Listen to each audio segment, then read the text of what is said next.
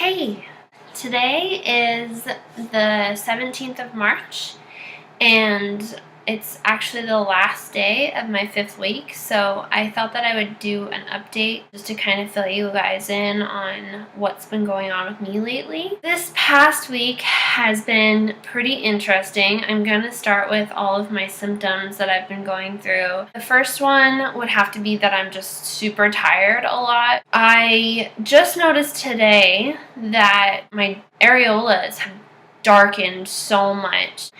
So that happened, and I was not expecting that. I don't think I pay attention to my boobs that much. So I was just like, I don't know, I don't think they've gotten darker. And then all of a sudden today, it was like, whoa, okay, yep, they definitely are. So that, along with just like how full they've gotten and that they've been hurting a lot lately, those are just kind of my symptoms with my boobs. Another thing that's new is that I kind of have a little bit of a baby bump. I'm going to insert a picture like now.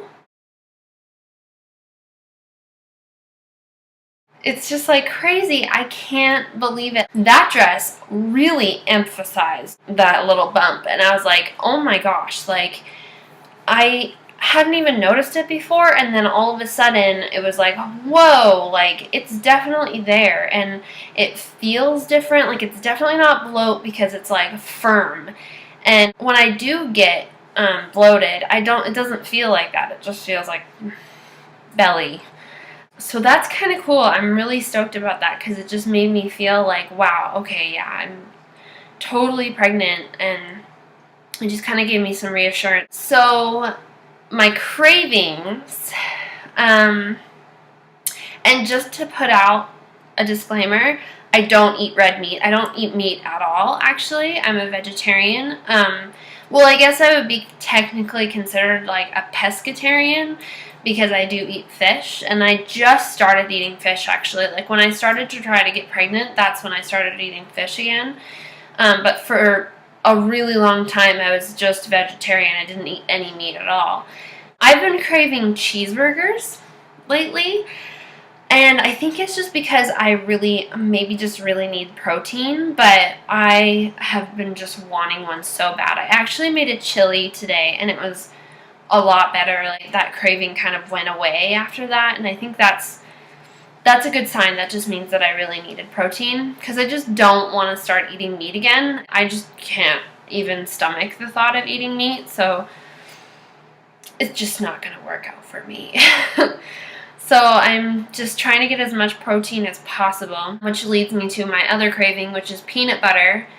That's still not going away. Another thing is oranges. Like I just for some reason just got this random like intense craving for just a really good juicy orange, and so I've been like eating those like they're going out of style. Another not so good one is that I'm craving sweets. Like I really just want like a sundae. I really just want like giant cookies and brownies, and maybe like a giant cookie brownie sundae. All of that sounds amazing, maybe with some peanut butter on it. I'm usually really good about like eating and making sure that I'm eating really healthy, and I get a lot of vegetables and all of those things, but this past week I've just been doing the sugar thing, the wheat thing, the dairy thing, like all way too much. Another one of my symptoms is that I've been having like random aches and pains in like my lower stomach, kind of around my pelvic bones, just kind of in random areas in my lower abdomen region. I read that that's like completely normal, like throughout pregnancy, to have just random like aches and pains like that, because your uterus has to stretch so much to accompany this growing baby. So that can cause some random aches and pains, and that's kind of what I've been dealing with lately. Moodiness, I am irritating myself. That's how irritable I've been. I'm I'm just not really that happy about anything. Like, I just get into these moods where I'm just like, I just want to scream at people. I'm just so irritable, and I'm like sassy, and it's not really how I am at all. So it's kind of crazy and a little hard to deal with sometimes, but I'm kind of trying to work on that. My taste buds are really random right now. Like, here's a great example. Okay, so let me just say this. The night before, I had the exact same salsa on my eggs. And then the next night, and keep in mind, this is like peach salsa from Trader Joe's. It's not even supposed to be hot in any sort of way. I'm like, oh, I want chips and salsa. So I go and I get this bowl of salsa, and I start eating it, and oh my gosh, it feels like I just took a bite out of a habanero pepper. Like, it's so burning hot in my mouth that I was just like, whoa, that's really weird. Like, maybe it's just, separate batch of salsa or something. Gave some to my husband. He's like, no, it's like not hot at all. It's sweet, actually. And so I was just like really weirded out. I was like, what is going on? So yeah, if you guys have had anything like that happen, like with your taste buds, like where like certain things, like sweet things taste salty, or like sweet things taste hot, or whatever, let me know in the comments below, because I don't know where the hell that came from. The next thing I want to talk about is I wrote out this new pregnancy healthy lifestyle change kind of thing, and I was going to share it with you guys just because maybe it'll give you some ideas of like maybe what you want to kind of do with your health and diet and eating and everything. I started today, and what I'm doing is to get enough fiber and to get some essential fats in your diet.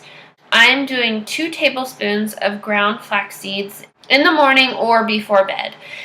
And what you want to definitely be careful of is to not get already ground up flax seeds, because when they already grind them, yes, you're getting fiber, but all of the nutrients and all of the like healthy fats that you are going to get from them are completely stripped away from them, because you're supposed to actually use that ground up flax seed in about 20 minutes.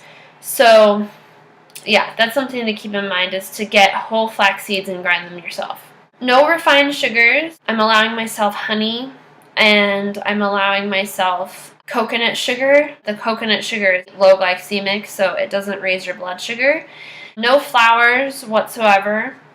Dairy, I'm only gonna do dairy twice a week instead of like 5 times a week, because it doesn't help with the mucus production, and when you have allergies already, like myself, it doesn't help. So no glutinous grains, so sticking to millet, rice, preferably brown rice, oats, quinoa, and buckwheat. I wrote in my notes that sprouted bread is okay, but only once a week, because if I do it more than once a week, then I find myself eating it like every day at breakfast. So, by the way, I'll write all this in the description box below, so if you want to follow it with me, you can. So no prepackaged foods or beverages unless it's healthy juice or a smoothie or beans. And by healthy juice or a smoothie, I don't mean like the ones that you get at the store and they're just like pre-bottled and they're, just not very good for you. I'm talking about like ones that you get from like a juice bar. Another thing that I'm doing on this is limiting soy and prepackaged fake meats to twice a week. And because I'm a vegetarian, I do eat those things quite often just to kind of mix things up in my protein.